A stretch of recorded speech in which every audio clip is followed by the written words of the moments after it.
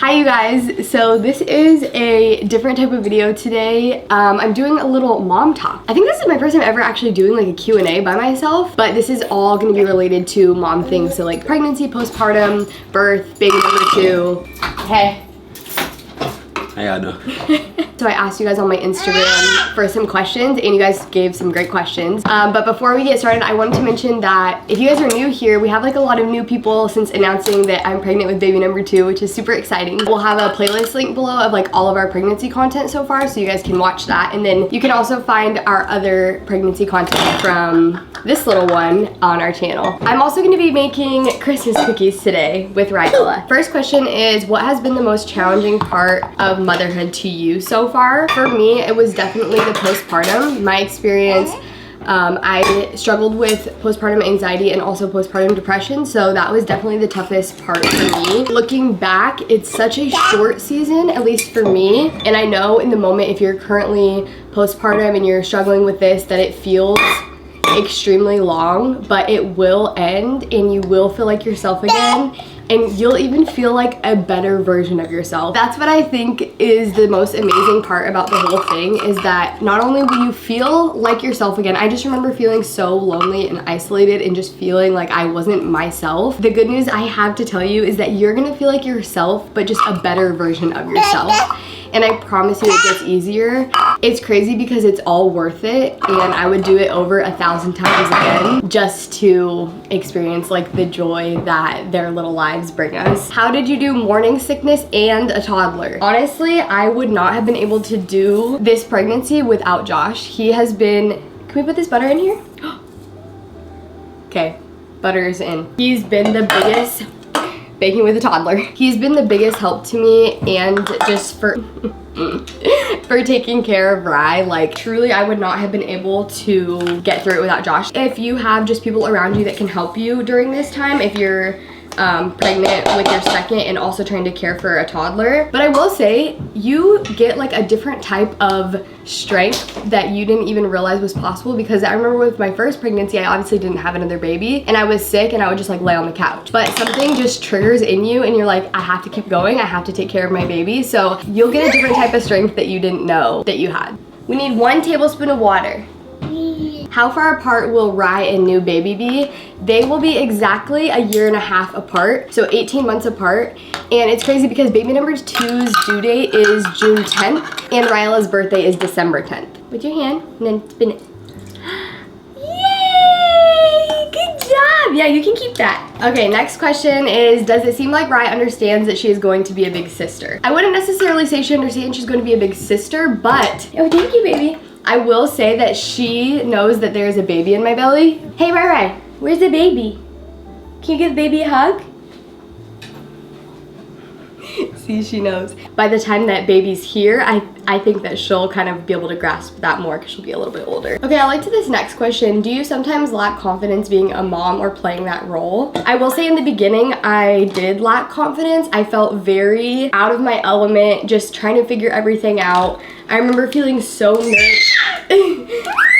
I remember feeling just so incredibly nervous to even just leave the house with Rye and myself. So I think that's something that every new mom experiences, and I really don't think it's something that you can properly prepare for until you're just in the season yourself. I will say that also gets easier and you'll start to feel more confident and just comfortable in that mom role. Now, Ryla is 1 year old and I definitely feel super confident and comfortable being her mom, like knowing what she wants and knowing what she needs. And as you learn your baby and your baby learns you, you'll feel more comfortable too, because you'll just know what they want. You'll know what cry it is. You'll know if they're tired, if they're hungry, kind of what they want. And I know in like those first few months, you really have no idea what they want. And that makes me feel more confident just thinking about baby number 2 and just all the things that come with. I don't know how much of this cookie mix I'm supposed to put in here. It doesn't say. I low-key feel like it's supposed to be the whole package, but I'm just gonna kind of like... Okay, next question is, when you found out that you were pregnant, have you still been breastfeeding? So yes, when I found out I was pregnant, I was still breastfeeding. I'm no longer breastfeeding. Ryla kind of weaned herself. Honestly, she just turned 1 and it was like right around her first birthday that she didn't really seem interested anymore. So yeah, I breastfed her up to 1 year and I did still breastfeed while I was pregnant. I'm gonna plug it in and I want you to Remember that it has like a loud volume, okay? Ready? 1, 2, 3.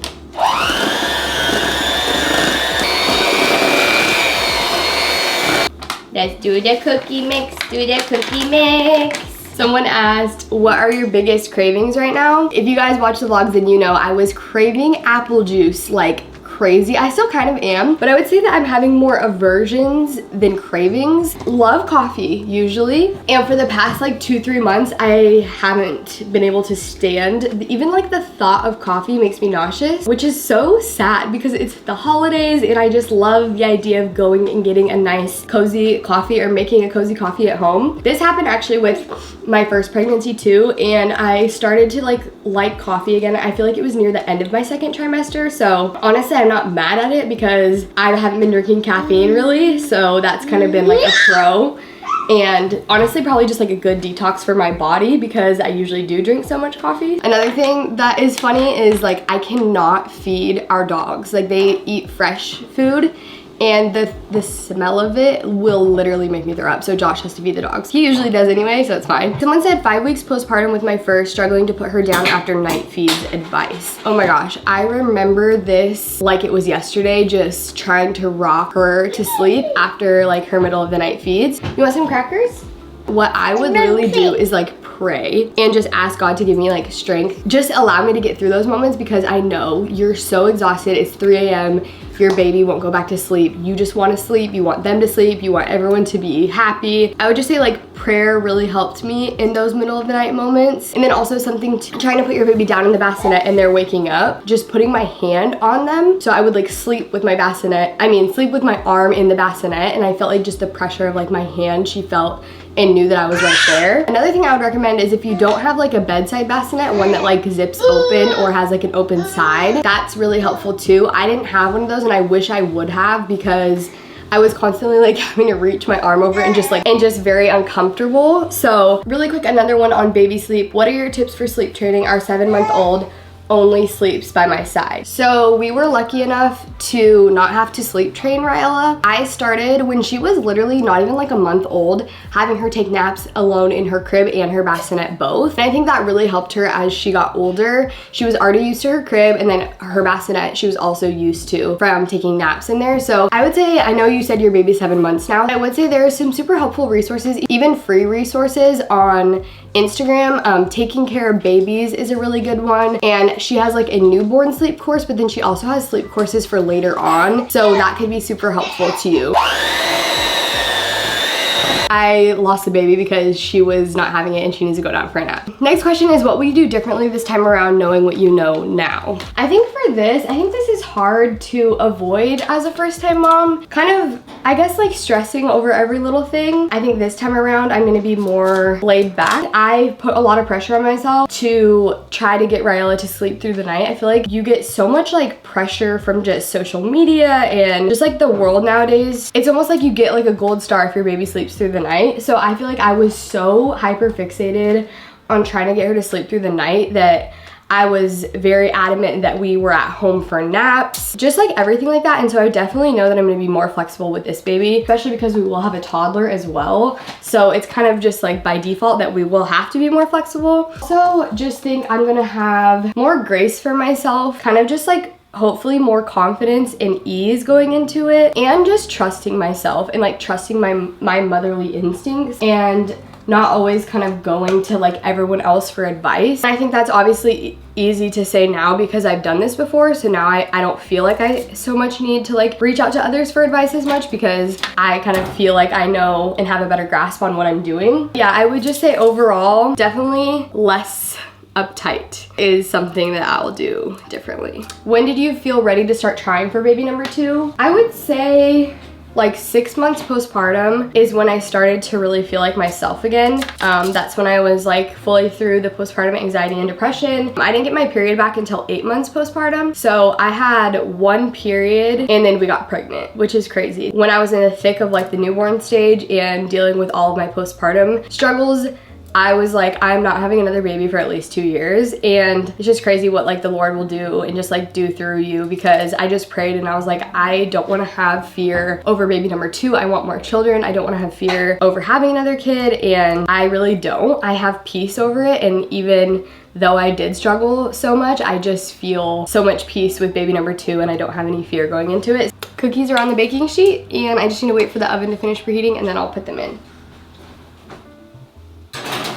Next question is, do you hope to have a similar birth second time around or anything different? I would say when people ask me about my birth story and plan and all of that, I feel like personally I had like my dream birth and I had an amazing experience, and I really wouldn't change much about it. So I would say it would be great if I had the same birth. We have a full birth story, which maybe we can link that below if you guys want to listen to it. But I would say, I guess the only thing maybe that I would do differently is have like a shorter labor, because that would just be great. Okay, this next one is, are you more excited the second time around since you've gone through it once?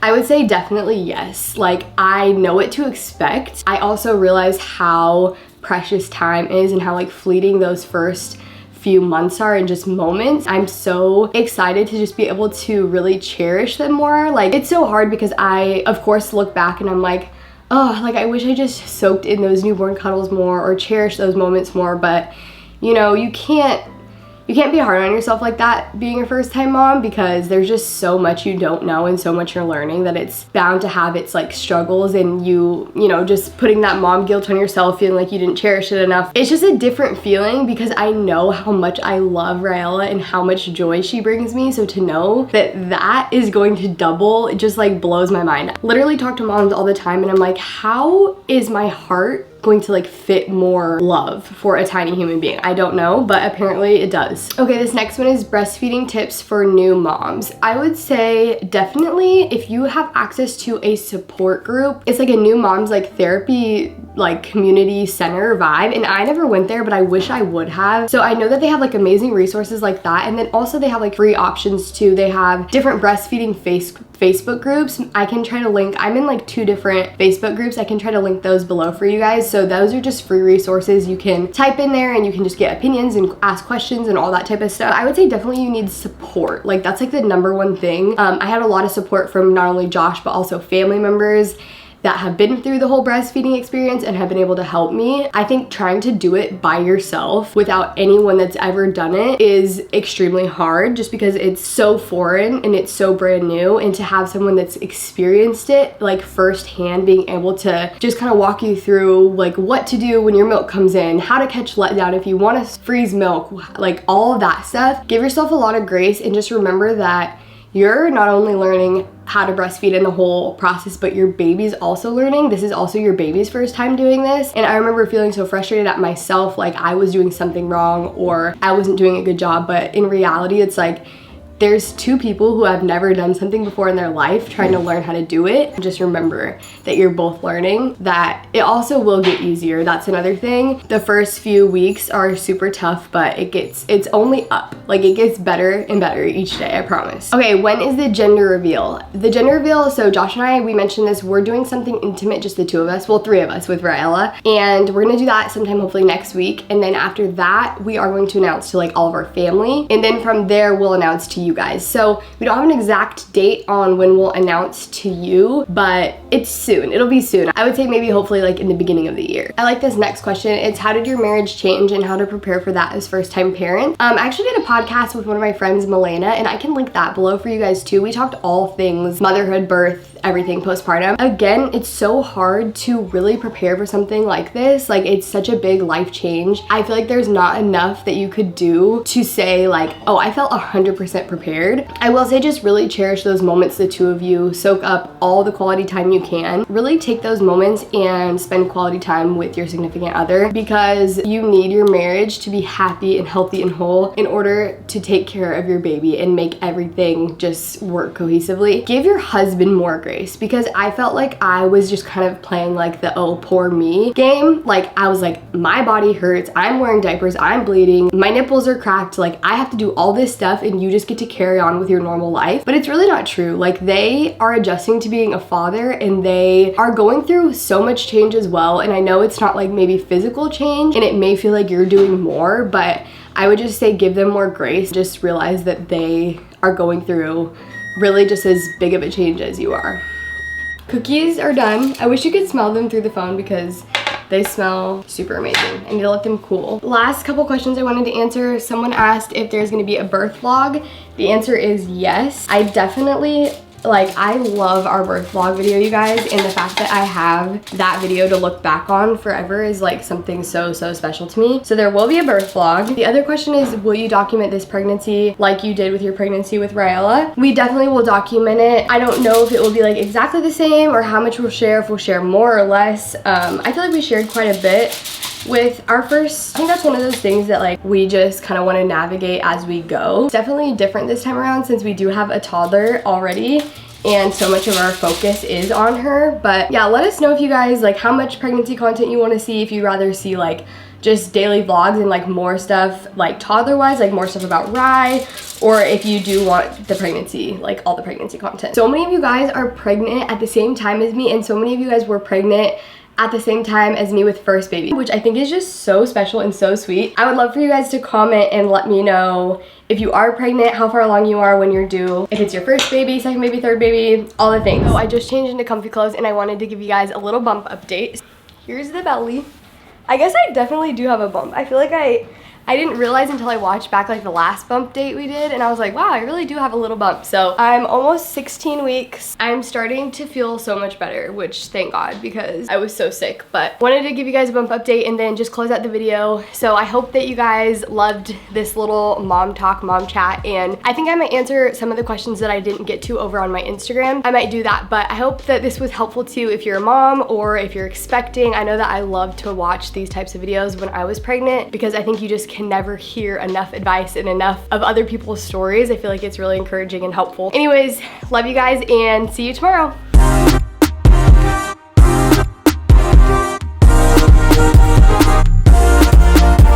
Okay, I didn't do a taste test and I feel like that's like so just not satisfying to watch someone make something and then not taste it. So, wow, that's good. I like a little crunch to my cookie, so the bottom is like a little bit crunchy, but it's still soft up top. Whoa, thank you. Guys, I literally have to hold my crotch when I sneeze. Bruh. I spilled. Nah, why you ain't put this in the vlog? Baby, the cookies were done. I did a taste test, but then I decided that I wanted to frost them. So I'm making my homemade frosting. And no one told me that the powdered sugar was gonna explode like this. What was you need a thing for Christmas. KitchenAid? Yeah.